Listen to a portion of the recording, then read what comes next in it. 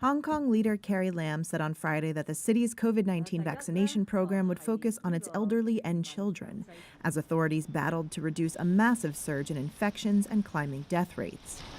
Health authorities reported over 29,000 new infections and 196 deaths on Friday. In total, since early 2020, the global financial hub has recorded almost 650,000 COVID-19 infections and about 3,500 deaths, most of them in the past 2 weeks. Hong Kong registered the most deaths per million people globally in the week to March 9th, according to data publication Our World in Data. Most have been unvaccinated senior citizens. Until this year, the Chinese-ruled city had an enviable track record of controlling the virus due to its stringent measures as part of its zero-COVID approach, which, like mainland China, seeks to eradicate outbreaks at all costs. Yet, even mainland China reported over 1,000 new COVID-19 infections in dozens of cities, the highest daily count in about 2 years, with the Omicron variant forcing a northeastern city to go under lockdown and the financial hub Shanghai to close schools. But many residents in the former British colony chose to remain unvaccinated for most of 2021 due to the minimal number of infections and fear of side effects, particularly among the elderly. Now, hospitals, morgues, and isolation centers are overflowing, while some supermarkets and grocery stores still have empty shelves nearly 2 weeks after residents began stocking up in anticipation of a potential citywide lockdown.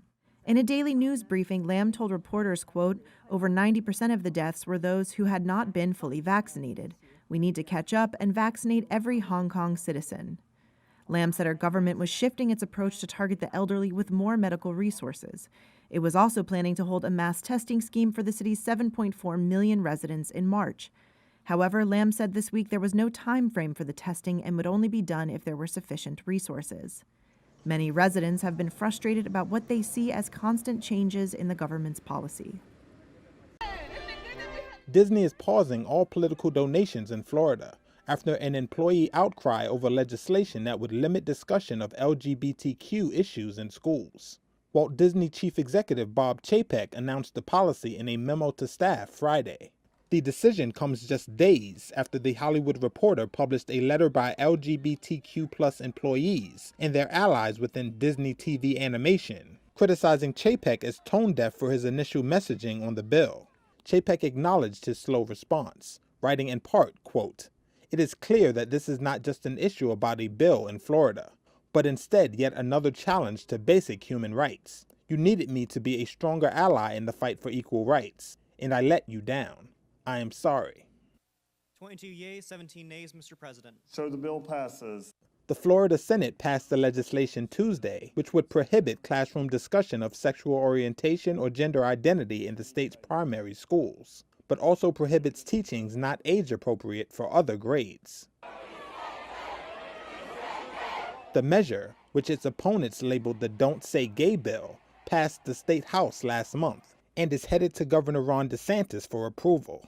DeSantis has indicated his support for the measure. Employees joined with advocacy groups such as Color of Change in calling on Disney to withdraw funding from politicians who support the Florida bill. Disney employs more than 65,000 people at the sprawling Walt Disney World Resort in Orlando. The company pledged to increase support for advocacy groups to combat similar legislation in other states. It also is re-examining its political contributions.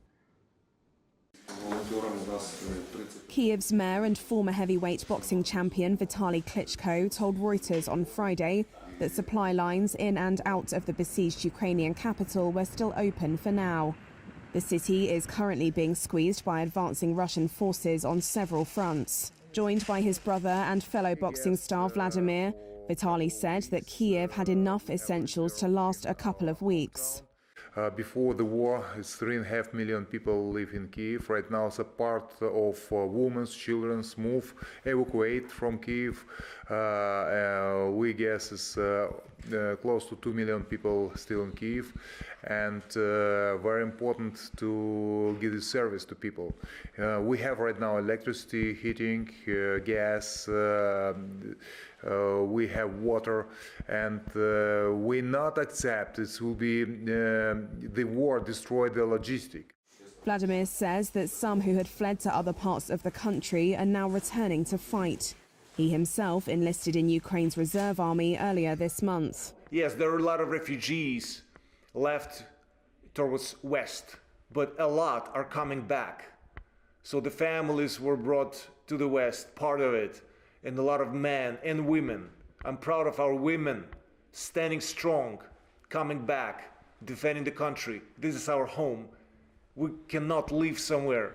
This is our home. Russia calls its actions in Ukraine a special military operation to disarm and denazify the country. It denies targeting civilians. Russian forces are already close to Kyiv to the west and northwest, where there has been heavy fighting with Ukrainian troops. Ukrainian officials say that their ultimate aim is to surround the city with a view to seizing it. Hundreds of thousands of Kyiv residents have fled to the relative safety of western Ukraine as the fighting grew closer.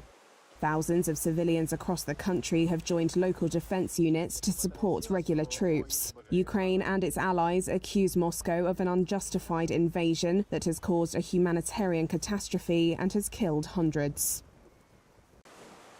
President Volodymyr Zelensky said on Friday Ukraine had reached a strategic turning point in the conflict with Russia as Russian forces bombarded cities across the country and appeared to be regrouping for a possible assault on the capital, Kyiv. It is impossible to say how many days we still have to free Ukrainian land, but we can say we will do it because we want it. We have already turned a strategic turning point. We are moving towards our goal, towards our victory. Russia's main attack force has been stalled on the roads north of Kyiv, but cities around Ukraine are under bombardment. Officials in Kharkiv said a psychiatric hospital had been hit and about 50 schools had been destroyed there. In Mariupol, the city council said at least 1,500 civilians had been killed from shelling and a 12-day blockade that has left hundreds of thousands trapped with no food, water, heat, or power. Russia's defense ministry said the Black Sea port was now completely surrounded, and Ukrainian officials accused Russia of deliberately preventing civilians getting out and humanitarian convoys getting in. Moscow denies it has been targeting civilians in what it calls a special operation to disarm and denazify Ukraine. As the violence intensifies, Ukrainians lined up at the Polish border to return home and fight. Are you scared? Scared, of course, scared. While some wish to return, a new effort to evacuate civilians along a humanitarian corridor appeared to have failed. Major U.S. stock indexes stumbled on Friday at the end of a volatile week as tech and growth stocks led a broad decline, while investors worried about the conflict in Ukraine and turned their attention to the Federal Reserve's policy meeting next week. Chief strategist at CFRA Research, Sam Stovall. Well, I think the Fed will be raising interest rates by 25 basis points. First off, because Fed Chair Powell said that he would be recommending that when he testified before Congress, and I don't see people on the board looking to overrule him. The market had opened higher after Russian President Vladimir Putin said there were certain positive shifts in talks with Ukraine without providing any details. But stocks faded again during the day as Russia appeared to be regrouping for a possible assault on Kyiv. The S&P logged its second straight weekly decline, and the Dow fell for the fifth straight week.